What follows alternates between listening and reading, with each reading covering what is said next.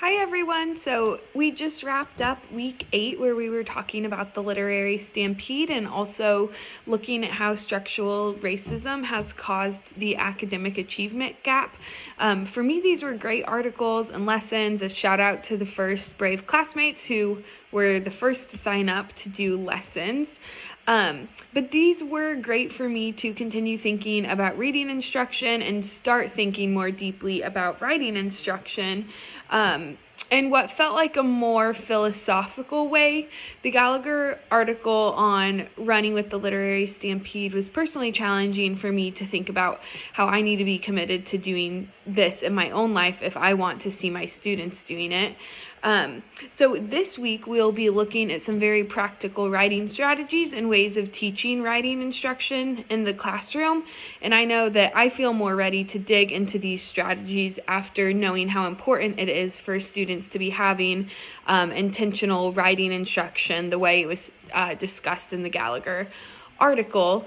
And then, of course, when talking about how important it is to stay with the stampede, we have to look at the structural racism that has its roots deep in our educational system. It's clear that it doesn't require the same amount of effort for every student to stay with the stampede because of the structural racism that has built our educational system and was created to keep some students essentially from running with the stampede at the same speed that others could. And so we have to be aware of this as we think of implementing these writing to learn strategies in our classroom in a way that does allow all students to run with the stampede and doesn't just leave some behind because of the way the system is set up.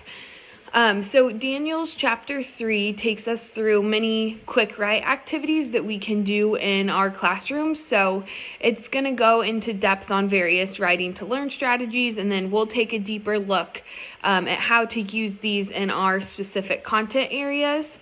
The essential questions I'm asking this week are: what are your goals for using writing to learn strategies in your specific content area?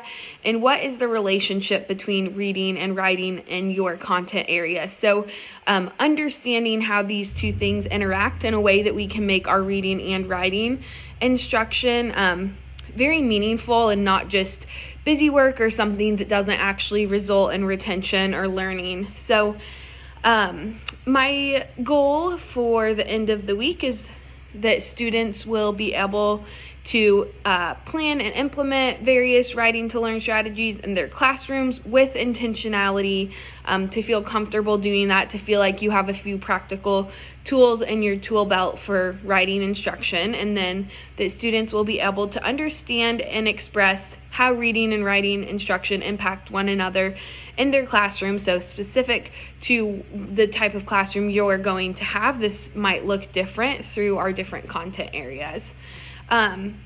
So after you've read the Daniels chapter, there's a TED Talk that I'm asking everyone to watch. I found it really compelling and interesting to watch, and really appreciated the way that it talked about this relationship between reading and writing. And so you'll watch the TED Talk, and then there will be a discussion board about these two resources where you'll be asked to respond to the following questions. So the speaker in the TED Talk discusses the relationship between reading and writing for Patrick and how they impacted one another. What is the relationship between reading and writing in your content area? Look over the various writing to learn strategies mentioned in Daniel's chapter 3. You can review them in the Google Slides that will be linked in the lesson that just quickly goes over the different strategies. Which strategy do you think would be best to have students use after watching a video like this TED Talk? Why? Please share an example of how you would use one of the writing to learn strategies in your classroom and what your goals would be for the lesson. As normal, you'll respond to these initial questions by Wednesday at 11:59, and then make responses and comments to your classmates by Sunday at 11:59. Of course, keep the conversation going throughout the week, and make sure to log in on multiple occasions to chime in. Lastly, for the wrap-up assignment, I'd like everyone to respond and reflect to this week's lesson by selecting one of the writing to learn activities we've been talking about, and use it to reflect on what we've talked about through using that tool. So whether you want to do an illustration or a writing break, that sort of thing a writing break where you free write about what you have learned or what will stick with you. You could create a map that goes over the different vocabulary, the different things that we've learned, whatever feels the most compelling. A comic strip where you're having reading and writing, talking to each other throughout the comic strip. So feel free to be creative. And the goal would just be to reflect and share what you have learned, what will stay with you, questions that you have going forward. So responding in a creative way using one of these writing to learn activities that we'll be asking our students to do. So that will be through a Google form. So you can do a file upload, whether you're doing text on a PDF and uploading that, an image, whatever type of file works best for the method that you go with. So make sure to submit that by Saturday at 11:59. And then again, throughout the week, feel free to refer to the Google Slides presentation that just gives a quick review of the different strategies covered in Chapter 3.